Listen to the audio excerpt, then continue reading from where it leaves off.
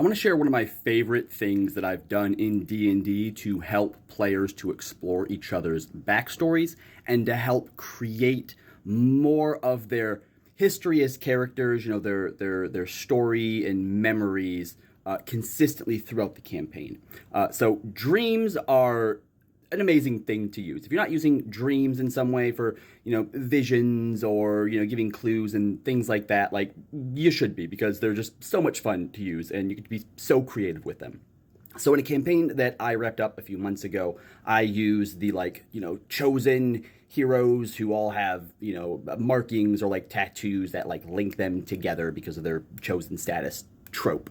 And one of the things that I did with that, because there was an NPC who was also connected to them, but who wasn't part of the group and who could have either ended up siding with the heroes or with their rivals, also had this tattoo. And so each week I had encouraged all the players, and they didn't always do it, which was fine. You didn't need one every single time, but to basically just come up with a memory from your past. It didn't have to be like a full page. You didn't have to write like a short story. Literally could have been like one or two sentences, right? Remembering the first time you had your grandma's apple pie, remembering the first time you got into a fight. Like, it could have been very, very, very short. Anytime that they took a long rest, anytime that anyone went to sleep, I would have two players roll, and the highest roll and the lowest roll would then sort of interact in a way. And the person who got the lowest roll would have the dream. The person who got the highest roll, I would choose one of their memories and have them describe that memory, but the person with the low roll was the one who experienced it in their dream. Now when they wake up, they have to sort of, at first it was just, a weird dream, right?